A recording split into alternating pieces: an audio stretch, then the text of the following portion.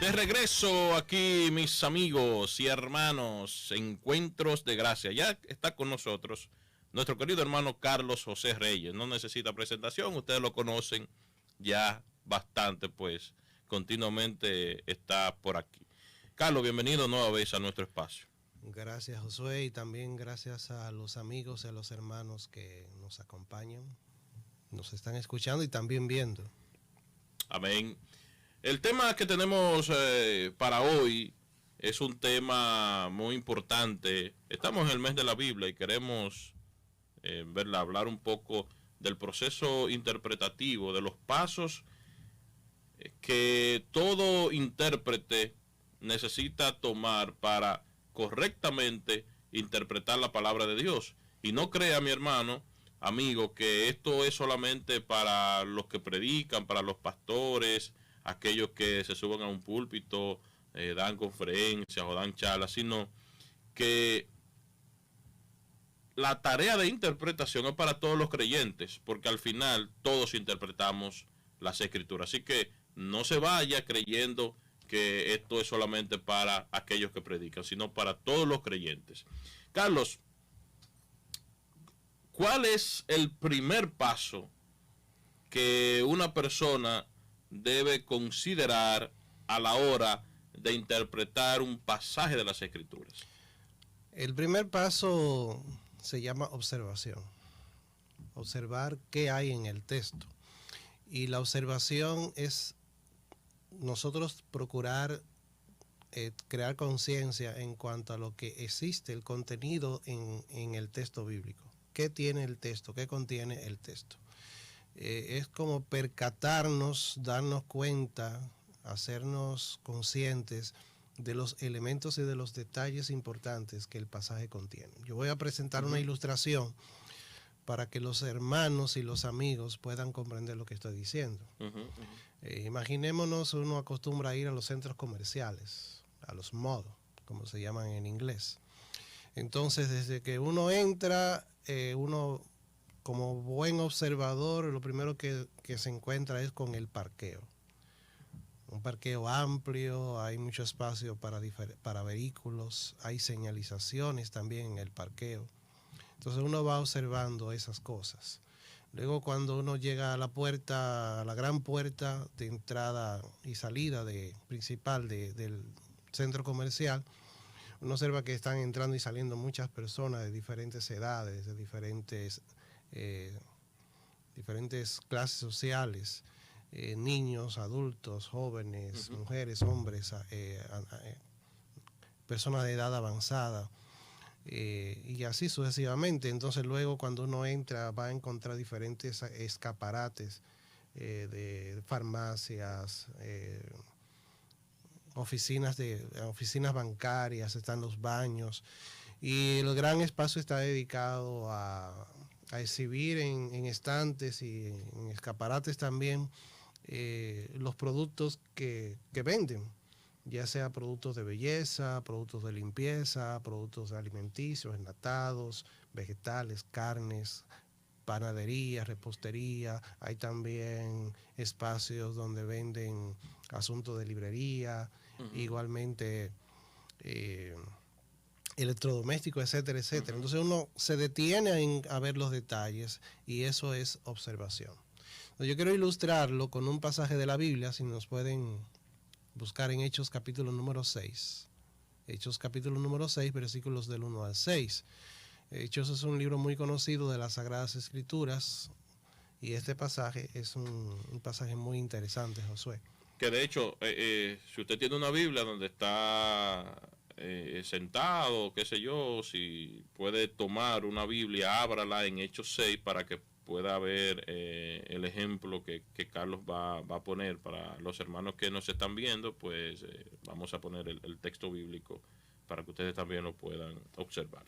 Ok, entonces en lo que lo van presentando, lo que ocurre allí es una situación que se dio originalmente en la iglesia primitiva, al comienzo de la iglesia en Jerusalén, y era un problema en el que había dos tipos de viudas.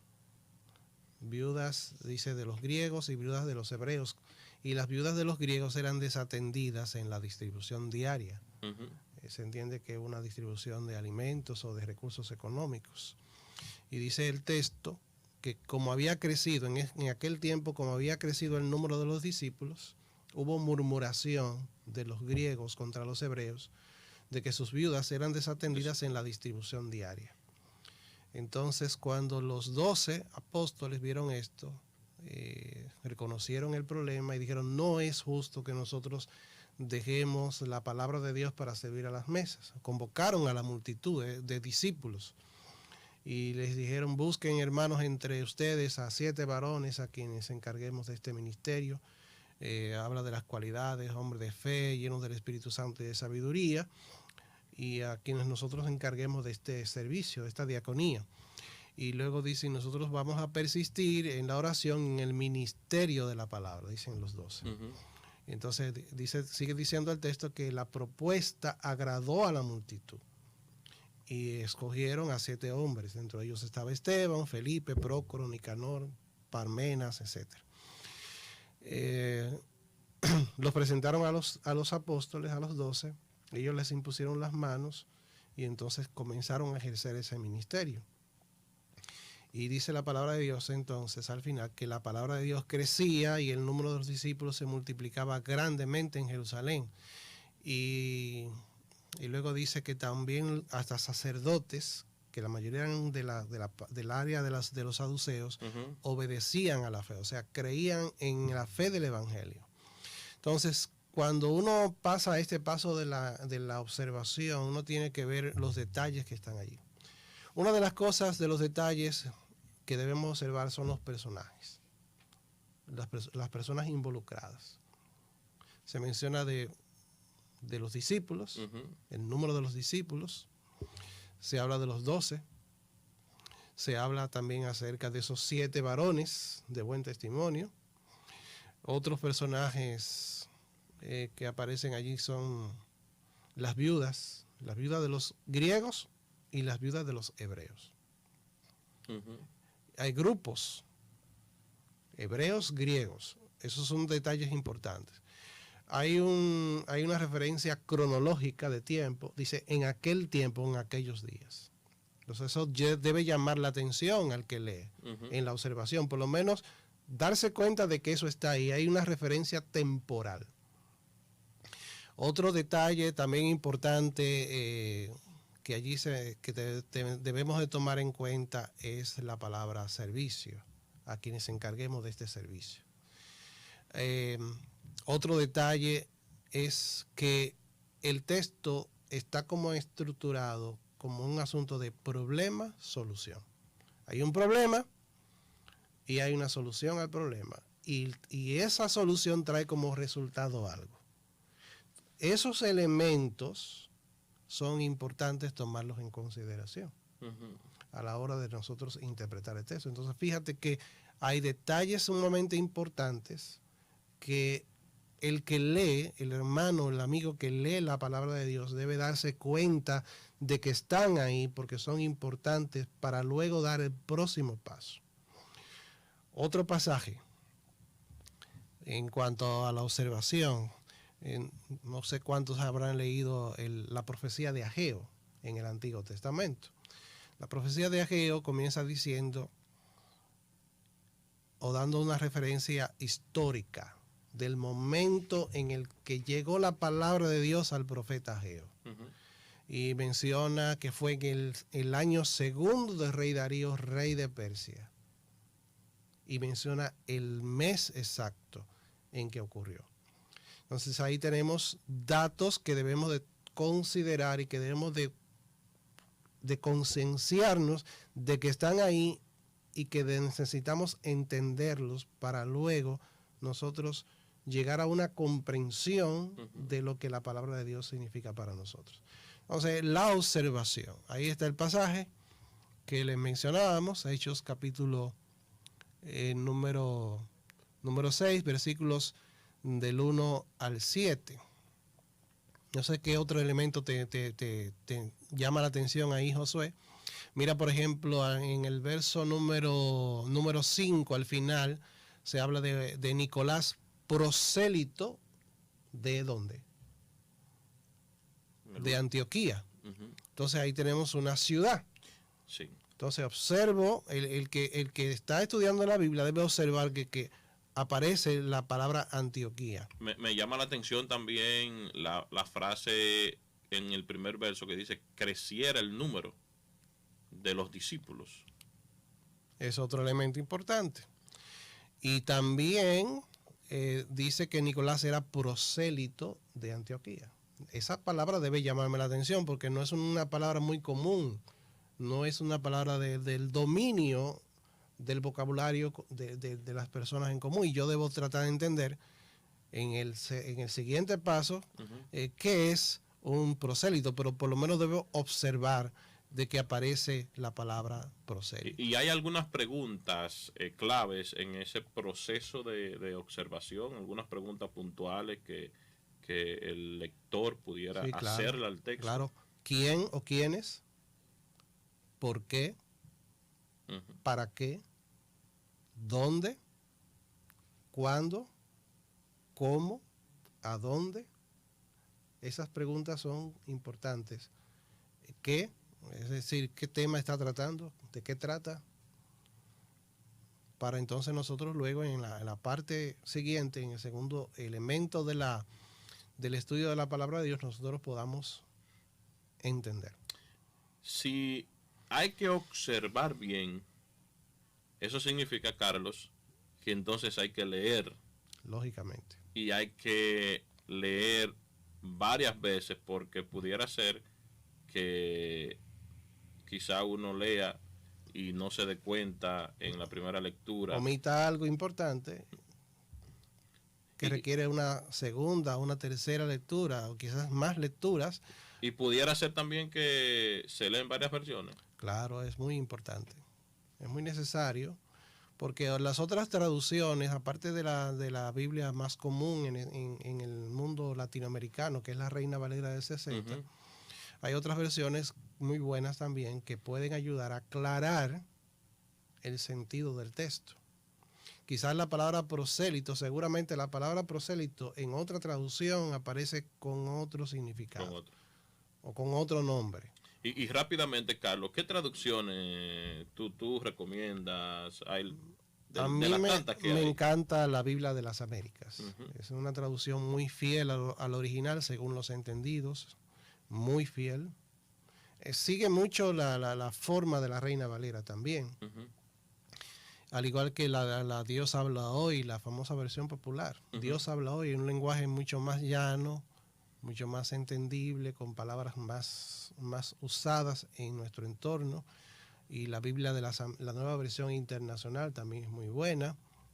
Hay una versión en inglés de la internacional y también la nueva traducción viviente también es muy usada en la actualidad. Y hay otras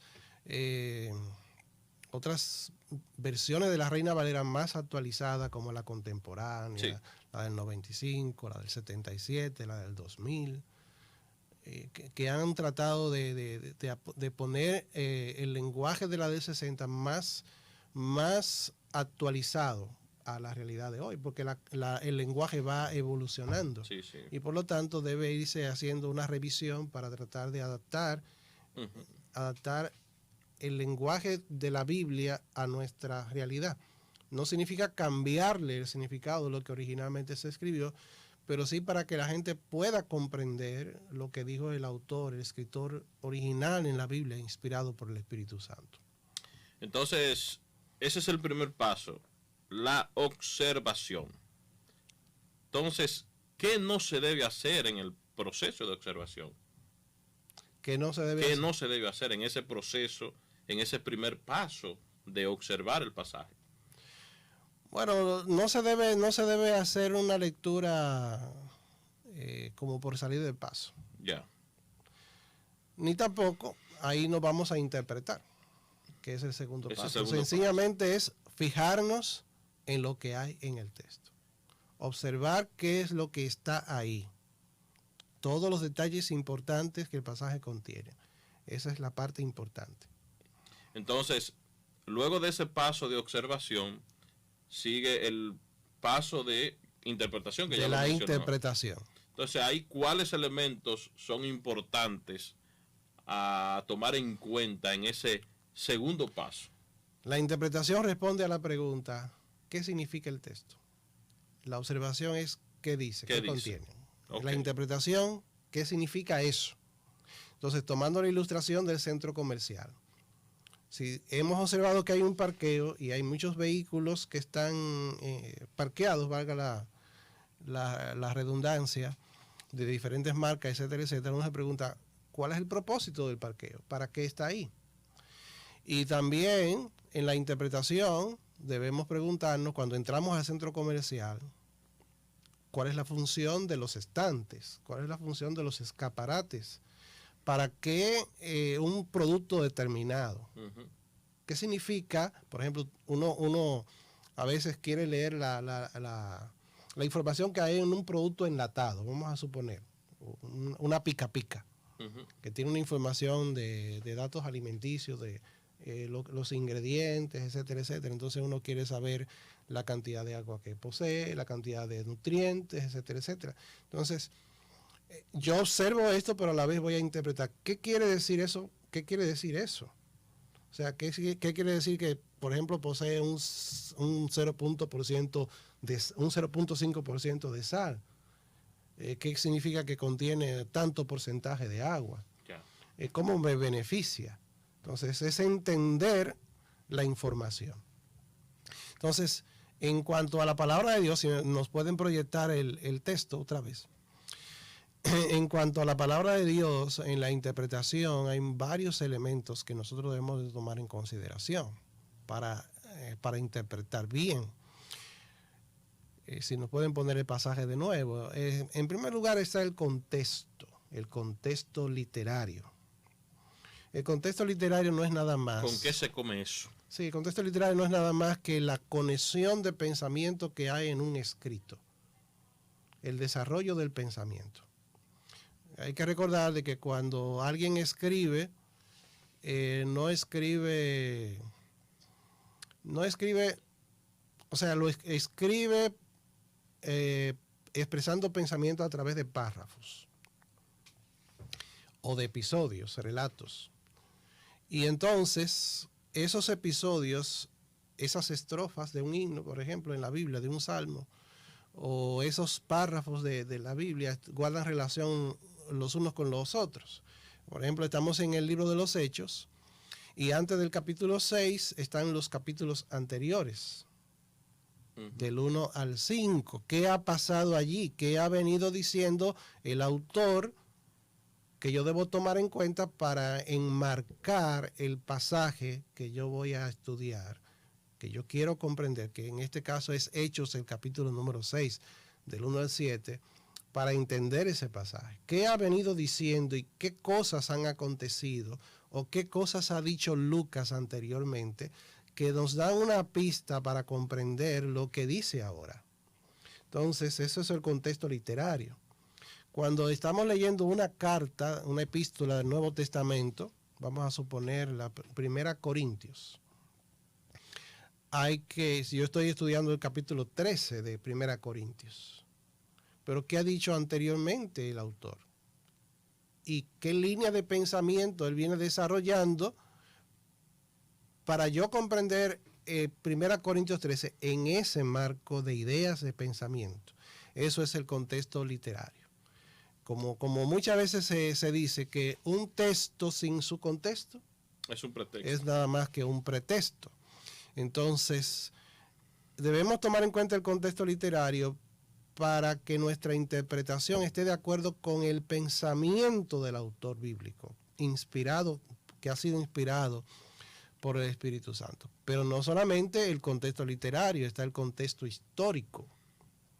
Y el contexto histórico tiene que ver con que eso que se escribió allí fue escrito por un autor, una persona en particular, que fue dirigido a una persona o a un grupo de personas, que fue escrito en una época determinada de la historia bíblica, y que en ese momento seguramente estaba gobernando alguien o algunas personas, y que se dio también bajo el marco de algo relacionado con Israel o con la iglesia. Pensemos, por ejemplo, en Hechos capítulo 6, el texto que elegimos. Dice, en aquellos días, comienza el versículo número 1. Uno debe preguntarse entonces, ¿aquellos días cuáles? Y uno puede ver en los capítulos anteriores de que el Señor resucita, se aparece a sus discípulos durante 40 días, les dice que no se fueran de Jerusalén, que esperaran la promesa del Espíritu Santo. Y ellos esperaron después 10 días, y llegado, dice la Biblia, el capítulo 12, el día de Pentecostés, todos estaban reunidos en el aposento alto. Y en un estruendo de un viento recio que soplaba, que llenó la casa donde estaban, se aparecieron sobre sus cabezas lenguas como repartidas de fuego, todos comenzaron a hablar en otros idiomas humanos y hablaban de las maravillas de Dios. Entonces Pedro da el primer sermón de la iglesia, se convierte en unas 3,000 personas, nace la iglesia en Pentecostés, y aparece luego al final del capítulo 2 la vida de la iglesia, un retrato de la vida de la iglesia, y más adelante el capítulo 3 está la curación del paralítico que estaba mendigando a la entrada de la puerta de la hermosa en el templo de Jerusalén, y luego viene la oposición de los líderes religiosos del pueblo. Aparecen varias oposiciones en esos capítulos, capítulo 3, capítulo 4, capítulo 5, y al final, entonces, vuelve la oposición, los discípulos son encarcelados, en este caso algunos, particularmente Pedro y Juan, pero son liberados milagrosamente y salen gozosos de haber, dice, padecido por causa del nombre. Y también allí aparece el relato de Ananías y Zafira, etcétera, etcétera. Entonces, en ese contexto del nacimiento de los orígenes de la iglesia de Cristo es que aparece este relato que dice en aquellos días. Ese es el contexto histórico. En el primer paso de observación, yo me di cuenta de que el texto comienza diciendo en aquellos días. En el proceso de entenderlo, de interpretación, de entenderlo, entonces ya ahí yo voy a apreciar o voy a entender. Me pregunto, ¿cuáles días? ¿Cuáles días? ¿Cuáles son los días aquellos a los cuales se refiere Lucas, que escribió el libro de los Hechos? Eso es para entender qué significa. ¿Y algún elemento, Carlos, que la gente regularmente pasa por alto en el proceso interpretativo que no debería faltar nunca? El elemento cultural. Cuando hablamos de la cultura, estamos hablando de las vivencias y las prácticas propias de un pueblo o de una región. Nosotros tenemos como dominicanos nuestra cultura, pero en zonas geográficas, cada zona geográfica del país tiene una subcultura, y el pueblo evangélico también tiene una cultura evangélica o una subcultura cristiana. Fíjate un elemento cultural importante allí, en Hechos capítulo número 6. Dice que había murmuración de los griegos contra los hebreos, porque las viudas de los griegos eran desatendidas en la distribución diaria. Eso ya debe llamar la atención. Uno debe preguntarse, ¿qué quiere decir esto? ¿Qué significado? Estas viudas, ¿qué era lo que pasaba? Porque en la actualidad, una viuda, quizás nosotros no nos detengamos a considerar una viuda en el sentido de su necesidad o su importancia. Pero hay que recordar, en forma de interpretación, de que muchos judíos que vivían fuera eran como, habían estado en guerras y cosas así. Y cuando ya llegaba un tiempo de la vejez, regresaban a Jerusalén para allí morir, porque era como un privilegio morir en la ciudad santa. Entonces, las viudas de ellos quedaban desprotegidas prácticamente de toda ayuda. No es como el día de hoy, que hay fondos de pensión y cosas así por el estilo. Las mismas viudas muchas veces quedan con recursos o quedan con formas de ganar. Pero en aquel tiempo quedaban casi desprotegidas y estaban a merced de la ayuda de otros. Entonces, otro detalle, se habla de los griegos y de los hebreos. Si uno lo lee superficialmente, uno dice que los griegos eran griegos. Y que los hebreos, como es natural, eran hebreos. Pero hay un elemento cultural que está detrás de esto. Estos griegos que se mencionan eran también judíos. Pero se les llamaba griegos porque se habían creado en el mundo griego. O sea, fuera normalmente de Palestina, de Israel. Y tenían una cultura y una educación griega. Y hablaban no solamente el hebreo, sino el arameo, sino también el griego. Y los hebreos que se mencionan allí, las viudas de los hebreos eran también judíos, pero esos vivían normalmente en Palestina, en Israel, en Jerusalén, territorio sagrado, vamos a decir así. Y hablaban el arameo y tenían una cultura palestina, no una cultura griega. Para que los amigos puedan entender, los hermanos, los dominicanos que se van a Estados Unidos y sus hijos nacen allá, ¿qué idioma van a hablar? ¿Qué idioma van a recibir allá en Estados Unidos? Bueno, van a hablar, dependiendo de la familia, pero regularmente el español. Y el inglés. Bueno, van a hablar dos idiomas. Van a hablar dos idiomas, pero la cultura de esos hijos de dominicanos que se crían en Estados Unidos es una cultura de los Estados Unidos. Sí, una cultura ya. Una cultura gringa. Aunque reciben también la influencia de sus padres dominicanos que se criaron aquí. Entonces, algo parecido era con el caso de esas personas. Entonces, los dos grupos eran judíos de raza, de fe, pero la cultura era distinta. Unos estaban viviendo en República Dominicana y los otros en Estados Unidos, por ejemplo. Pero en ese momento estaban en Jerusalén. Entonces, eso es un dato interpretativo muy importante. Ya. Otro elemento importante estaban como de retirada ya. Estaban de retirada. Habían regresado ya para vivir allá, para residir en Jerusalén, y formaban parte de la iglesia, la primera iglesia cristiana en todo el mundo. Otro dato importante en la interpretación, el significado de las palabras. Bueno, ya hemos visto el significado de dos términos, griegos y hebreos. La semántica. La semántica, el sentido, el significado de las palabras dentro del contexto, tanto cultural, histórico y literario. Porque las palabras forman la base del idioma, la base de la comunicación. Si no entendemos las palabras, no vamos a entender el sentido de las ideas y nos vamos a perder el significado. Entonces, hacíamos ahorita alusión a la palabra prosélito que aparece en el versículo, creo que 5 al final. Dice, Nicolás, prosélito de Antioquía. Ahí hay un detalle importante. ¿Qué es un prosélito? ¿Con qué se come eso? Y un prosélito, hermanos, amigos, no es nada más que una persona que se convierte, que es seguidor de una religión.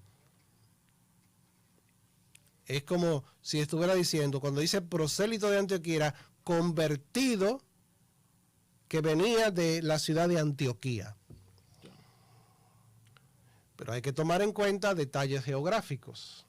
Ahí se menciona Antioquía. Pero ¿sabes algo, Josué? Que en aquel tiempo, en aquel mundo en que nació la iglesia, habían 13 ciudades con el nombre de Antioquía. Pero Lucas no menciona cuál de ellas es. Ahí entonces uno debe preguntarse ¿cuál Antioquía? ¿Dónde estaba esa ciudad? ¿Y cuál era la Antioquía?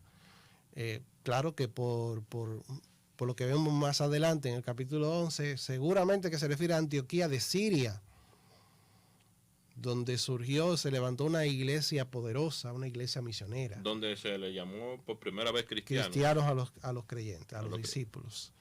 Entonces, fíjate cuántos detalles importantes hay que tomar en cuenta. Sí, realmente es una labor intensa la de este proceso interpretativo. Hay más detalles. Hay más detalles. Pero no, lamentablemente no podemos abundar mucho porque viene la otra parte. Hay un tercer paso, Carlos. ¿Cuál es ese tercer paso en el proceso de interpretación? Entonces, primeramente recordemos observación, observar los detalles.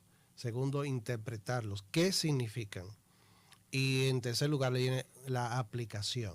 En la aplicación nos respondemos la pregunta en cuanto al texto bíblico: ¿qué significa esto para mí? ¿Qué significa esto para nosotros en la actualidad? Volvamos al ejemplo del centro comercial. Ahí están los productos vegetales. Los vegetales ahí en el escaparate del centro comercial. Y ahí están los pimientos morrones, ahí están los tomates, ahí están las frutas, las verduras, etcétera, etcétera. Luego que yo me he averiguado el significado de cada uno de esos productos, para qué sirven, cuál es su poder alimenticio, me pregunto, ¿qué beneficio tiene para mí? ¿Cómo yo me los apropio a mí? Yo debo comprarlos primeramente y consumirlos, pero yo sé que al apropiarme de esos productos, al adquirir esos productos, hacerlos míos y consumirlos, me voy a beneficiar en cuanto a mi salud física y hasta mental. Entonces, en cuanto al texto, ya que hemos hecho la labor interpretativa y hemos observado los detalles, debemos preguntarnos, ¿qué significa el texto para mí? ¿Qué aplicación tiene el texto? Ahora, la labor de aplicación no es tan sencilla como parece. Porque muchas veces se aplica mal el texto. De ahí que lo primero que nosotros tenemos que hacer en la interpretación es respetar el sentido original del texto bíblico. Es decir, que, por ejemplo, en el caso del texto de Hechos, si ahí dice que fueron unas viudas, yo debo entender que era en ese contexto que a esas viudas se le debía atender de esa manera, por ejemplo. Sí, puede ser en el día de hoy, dependiendo de la iglesia. Si en la iglesia hay mujeres así, como Pablo incluso menciona en 1 Timoteo capítulo 5, honra a las viudas que en verdad son viudas. Deben ser ayudadas, pero seguramente no van a abundar como en aquella época. Las circunstancias son diferentes. Quizás haya alguna iglesia en alguna parte del país o del mundo donde haya una gran cantidad de viudas desamparadas que necesiten ser asistidas. Pero yo debo preguntarme entonces cómo nosotros nos lo aplicamos, respetando el sentido del texto original. Lo primero que hay que ver por qué Lucas insertó ese pasaje allí. Y hay dos razones. La primera de las razones es para cerrar la parte que tiene que ver con la primera parte de Hechos y resumir el elemento del crecimiento de la iglesia cristiana. Fíjate que en el verso 7 dice, y la palabra de Dios crecía. Y esa expresión de crecimiento aparece unas 5 veces más en el libro de los Hechos, en relación al crecimiento numérico de la iglesia y el crecimiento espiritual de la iglesia cristiana. Pero allí aparecen dos hombres que van a tener un papel muy importante en el capítulo 7, en el capítulo 8 del libro de los Hechos, que son Felipe, que luego se llamó Felipe el Evangelista, y Esteban, que fue el primer mártir cristiano. Entonces, lo que Lucas está haciendo es presentar a estos dos hombres que van a jugar un papel importante en el desarrollo de la iglesia después de ahí. Esas son las razones por las que Lucas escribió, pero también vemos aplicaciones prácticas para nuestra vida.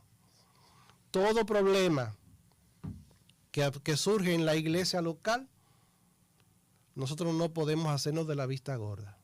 Debe ser atendido. Debe ser atendido y debe ser solucionado. Los líderes deben darse cuenta de los problemas y buscar soluciones apropiadas bajo la dirección de Dios.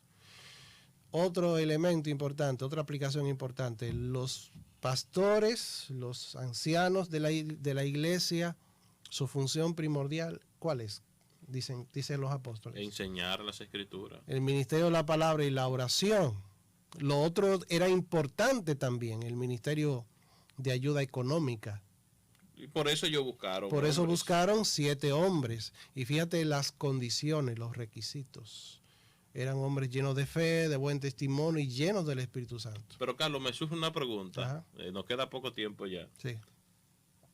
Por ejemplo, algunas personas amparadas en ese pasaje entienden que deben ser 7 los diáconos de una iglesia. Incluso no son llamados diáconos. No son llamados en el texto. Sirven para formar la doctrina acerca del diaconado, pero el propósito de Lucas no es ese. No es presentar el orden en la iglesia. Y no es y creo yo de manera personal que tampoco es dar un número de cuántos deben ocupar ese ministerio. Y fíjate que todos tenían nombres griegos. ¿Saben por qué? Los discípulos, los apóstoles eran sabios. ¿Por qué? Porque esos hombres que eran helenistas, creyentes judíos, pero que eran de cultura griega, iban a hacerse cargo de la parte de los griegos, de las viudas griegas. Y la murmuración iba a cesar. Ya. Porque formaban parte de su gente. Y entendían a su gente. Entonces hay sabiduría práctica que también nosotros en la iglesia debemos de tomar en cuenta cuando Carlos, tomamos decisiones así. Carlos, mira, se nos ha ido el tiempo realmente. Palabras finales ya para toda la audiencia. Unas palabras citadas por el pastor José M. Martínez en su libro de hermenéutica bíblica. Aplícate todo tú al texto. Aplícate todo tú al texto. Todo su material, aplícatelo a ti. Amén.